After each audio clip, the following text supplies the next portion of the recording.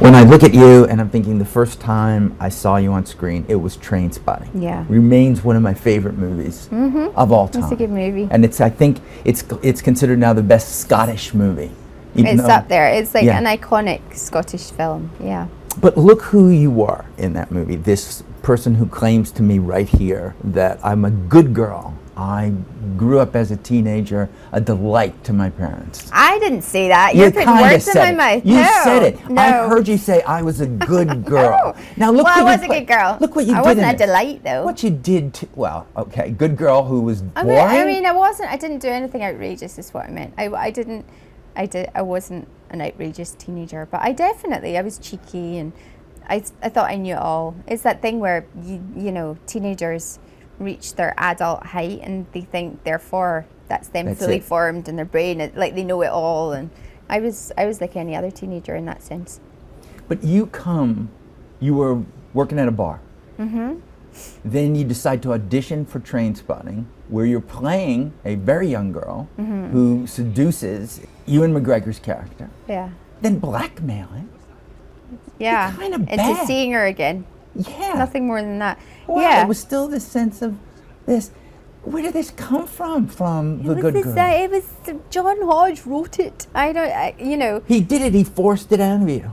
I just was really lucky that at the time that I was thinking, what am I going to do with my life, and starting to get a bit freaked out because all my friends were in the process of, they were all in college or art school or doing, they were heading somewhere, and I was thinking, I need to get myself together. And at that time, they started doing the open casting for the part of Diane in Trainspotting, and I heard about it through a couple of different people, and I thought, oh, this is interesting, and then I got the part, and thank goodness, because it changed my life. When you're doing No Country for Old Men, you have a scene with Javier Bardem toward the end where he's wanting to do his coin toss for your life trick. Yeah. And what do you remember of the time of shooting that, working with him and the Coen brothers? Well, it was such a dark scene and such a serious scene, and all I remember thinking is how much fun we were having on the set. Like, everybody was laughing. When we weren't filming, it was like the complete opposite to the atmosphere when we were actually shooting, and I think that's kind of what happens a lot of the time. I'm sure horror films must be a blast, actually. If it's all it's just those comedies that are miserable. Yeah, exactly. Well, have you met a comedian? Yeah. Yeah. They're just very dark. Yeah. Can't manage to do any of that stuff. No.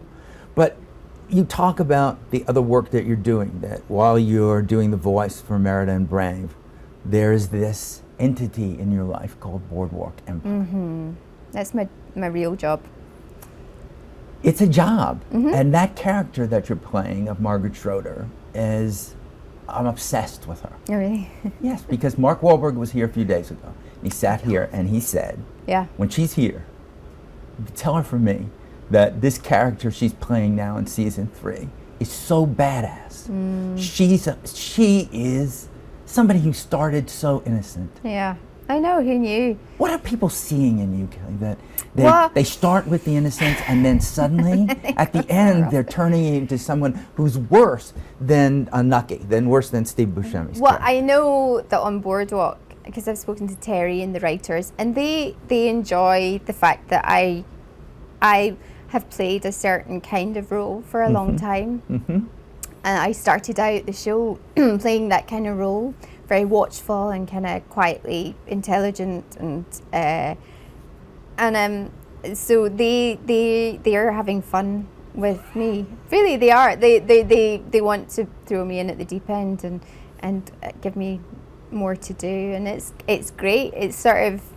It's scary though, because I never know what's coming up. Every new episode that comes out every week and a half or so, I'm kind of like, oh, what's she gonna do now?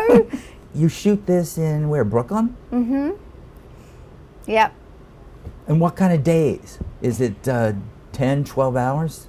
14, 15 hours is the average, and it can creep up.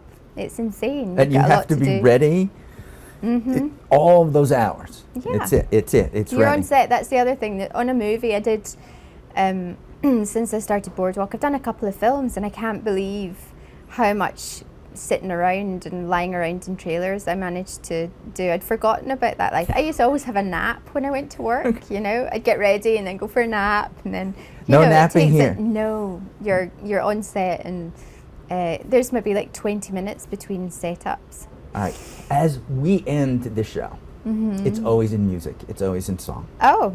And you're around music. Oh, look at that. Look at that. Look at that. Oh. Oh. You know?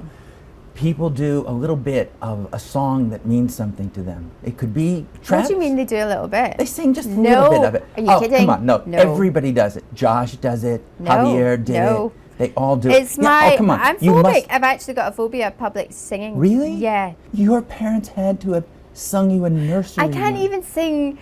I can't even remember the tune to Happy Birthday most of the time that gets sung. Can't remember Happy Birthday? No, I've got no memory for tunes. I can never pick a key. I'm horrible.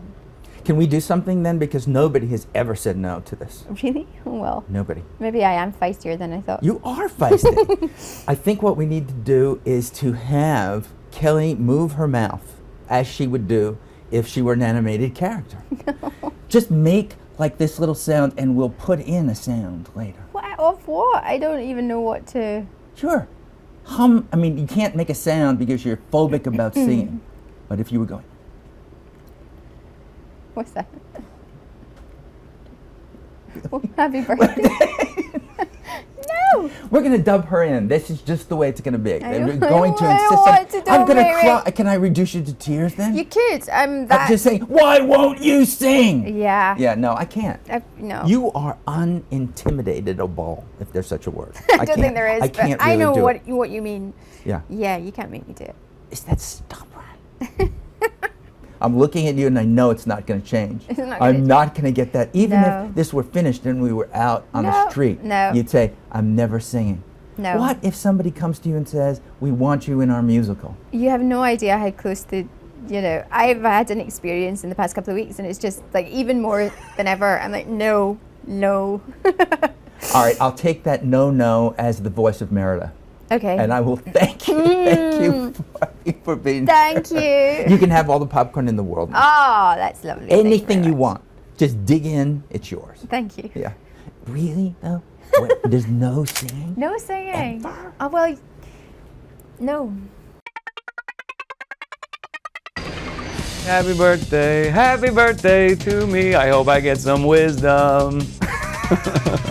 That was from nothing. What are you talking about?